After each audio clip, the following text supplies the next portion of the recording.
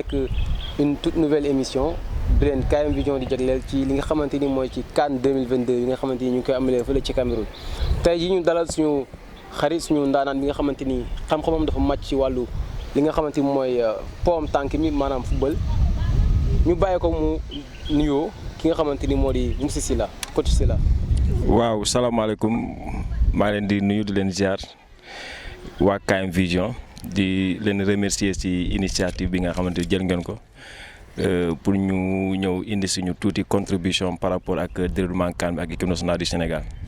Donc c'est monsieur Ousmane Sylla, professeur d'éducation physique et sportive au lycée Franck-Ora de Keur Madiabel, par ailleurs encadreur de football ci centre bi nga xamante moom la ñu woowee DFC ñu siy tàggat xale yi. voilà umpale woon ni CAN bi mu démarré ak léegi équipe nationale bu Sénégal amal na ay jongante tey jii la moo ci ne sa gis-gis depuis ci match de poule yi ak quart de finale bi nga xamante ni moo leen mujjee joué. waaw seetlu bi de daanaka boo xoolee on a démarré suñu compétition jël premier suñu poule avec 5 points donc muy une victoire et 2 matchs nuls donc mu nekk un bilan boo xamante ni c'est un bilan un peu satisfaisant dans la mesure où l'objectif a été atteint muy génn ci premier tour yi mais gis nañ ne ni ñu débuté compétition bi dafa xaw a doy waar parce que l'équipe était un peu décimée parce que dafa bëri woon ay cas de Covid yoo xamante ni daan ci kaw équipe nationale ak également des blessés yoo xamante ni daan nañu donc loolu moo xawoon na affaiblir équipe nationale ci suñu premier ak suñu deuxième match mais gis nañ ne depuis également ba ñu amee suñu nga xamante moom mooy suñu joueur récupéré amatuñ benn cas de Covid gis nañ ne l'équipe moo ngi monté en puissance ci deuxième match ba ci troisième match bi nga xamante ne joué woon nañ ko ak Malawi ñu des ci match nul donc bilan bi c'est un peu satisfaisant dans l'ensemble vu que l'objectif c'était d'être premier de notre poule pour mën a jongante match yi nga xamante mooy à éliminatoire direct muy deuxième tour yi. waaw nga gis ne équipe nationale bu Sénégal moom la FIFA defoon numéro 1 ci Afrique tey jii ndax. bu defee li nga xamante ni mooy performance yi nga xam ne 2 matchs nuls ak benn victoire ban jàngat nga ci am ci performance yi noonu. xam nga CAN bi Moustapha c'est une compétition très difficile ñoom joueurs yi xam nañ ko les entraîneurs le savent également c'est une compétition boo xam ne c'est pas facile pratiquement où joueurs yi avec leur talent leur technique dañuy ñëw imposer mais par contre également da ngay gis ñoo xamante ne ay équipes yoo xamante ne jugé petite nation de football comme ay Malawi ay Guinée équatoriale mi nga xamante moom lañ génnee fan yi ñu génn ay équipes yoo xamante ne neex ñoo football parce que dañuy ñëw avec beaucoup plus d'ambition dañuy ñëw jouer sans complexer donc boo fekkente ne yow tey équipe bi nga xamante mooy Sénégal ñëw ak statut ak faveur bi nga xamante moom la ko ñëpp di jox pratiquement ñëpp dañ lay xaar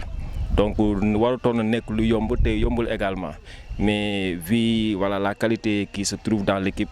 avec l'aide de l'entraîneur la staff technique gis nañ ne équipe bi moo ngi monter en puissance comme lu ñu wax tout à l'heure parce que CAN wax naa la ko sànq c'est une compétition qui ne se joue pas mais ça se gagne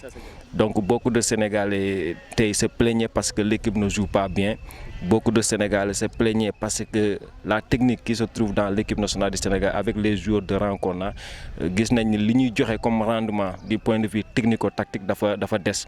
mais yàlla xam na ne également peut-être c'est un peu trop tôt de dire que l'équipe ne joue pas mais puisque on joue mal et on gagne je pense que c'est ça l'objectif. oui ñu gis ne on joue mal et on gagne comme ni ko Sénégalais di waxee équipe nationale bu Sénégal bëri na individualité mais amul collectivité. tey jii nga jël Sadio Mané jël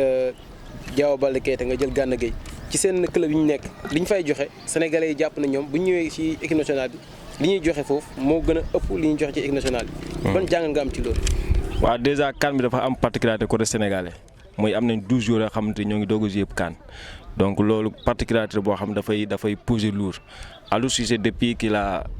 est à la tête de l'équipe nationale du Sénégal gis nañ dafa am benn ossature de 8 à 7 jours yi nga xamante ne tout le temps dañuy ñëw mooy ñi nga lim sànq Sadio Mané Kouyaté ñoom Salou Ciss ñoom Idrissa Gana Gueye voilà Kalidou Koulibaly mu nekk ossature boo xamante ne moom dafay basé ci ossature boobu pour mën a construire une équipe et c'est pas facile c'est un sélectionneur dafay jël fii de gauche jël fii de droite ñëw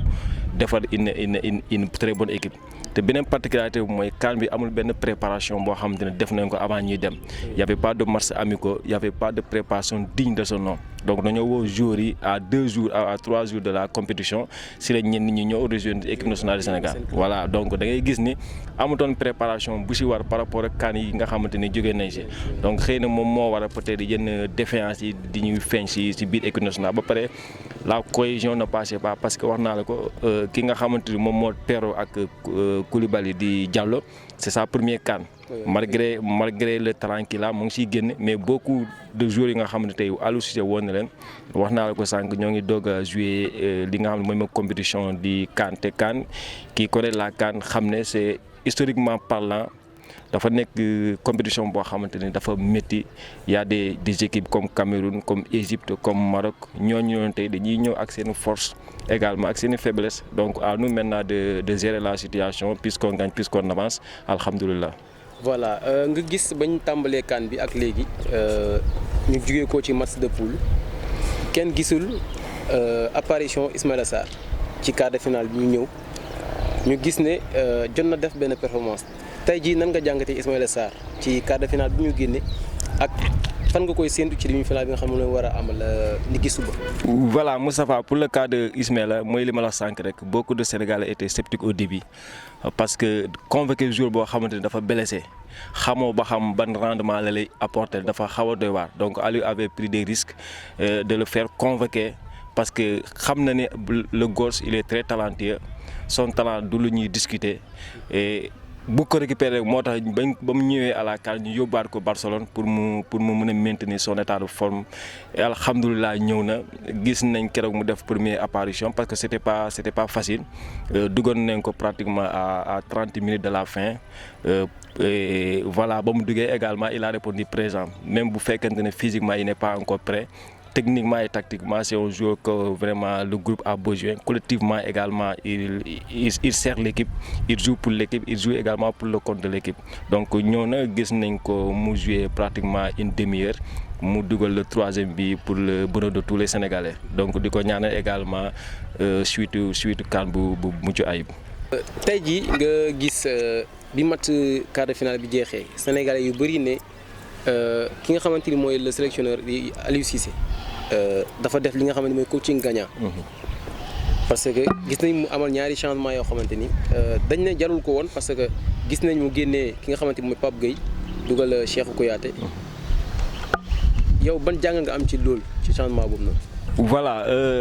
pertinente question te loolu yaakaar naa ne Sénégal yu bëri ñoo ngi posé wu cette question Aliou c'est un entraîneur c'est un sélectionneur.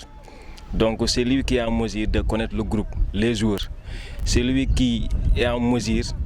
de savoir qui doit jouer et qui ne doit pas jouer. Donc là, je pense que c'est son ressort. Donc pratiquement match bi passé, il a reconduit le même 11. Bi nga xamante moom moo joué contre Cap-Vert. Donc il a fait confiance à cette même 11. Ñoo nañ apporté li nga xamante ne xëy na moo lañ doon xaar si ñoom mais le rendement n'était pas au niveau. Il a fait des changements te beaucoup de Sénégalais également ñoo ngi koy xalab. Mais il n'est pas un technicien, il n'est pas un tacticien, il ne fait pas des changements tactiques, il ne fait pas des changements d'hommes. Donc en général, le Sénégal doit Aliou dafay def des changements d'hommes poste par poste en général. Et je pense qu'il est le mieux placé pour répondre sur les questions maintenant. Et gis nañ kérok Sénégalais ñoy commencé di revoir Aliou Cissé il a fait un coaching gagnant. Il a fait sortir un attaquant. Faire entrer un attaquant, un milieu de terrain, faire sortir rentrer un milieu de terrain. Donc, c'est un technicien, il observe le match, il sait que le compartiment match bi partie bi mo doxal mu dugal des hommes qu'il faut té alhamdoulillah bam défé le changement gis nañ ni Kouyaté mom mo dugal le 2e bi suma djumul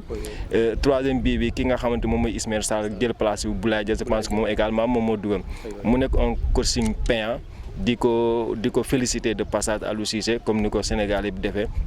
donc ñu demander encore beaucoup plus de patience parce que wax naa la sànq c'est lui le sélectionneur moom moo habilité à connaître ses joueurs moom moo ñu gën a xam ban joueur moo war a démarrer le match ou pas ñun li nga xamante moom la ñu mën rek mooy kenn ku si ne da ngay joxe sa xalaat ne Pape Gueye moo war a jouer tey kii moo war a jouer kii moo war a jouer nii mais kii war a jouer moom moo ko xam avec son staff technique avec les préparateurs physiques parce que joueurs yi également quoi qu'on puisse dire am na loo xamante ni ñoom ñoo ñu ko gën a xam muy le coach et l'encadrement technique. tey jii ndax yaakaaroo woon ni changement bi nga xam ne moom la effectué woon ci Pape Gueye moo gënoon ci Pape Gueye parce que jàpp naa ni bëggul woon ko sacrifier parce que jëloon na benn carton jaune boo xamante ni dès les premières minutes la woon pour sauver ko aussi est-ce que taxu gënul woon tax mu amal li nga xam ne mooy remplacement boobu.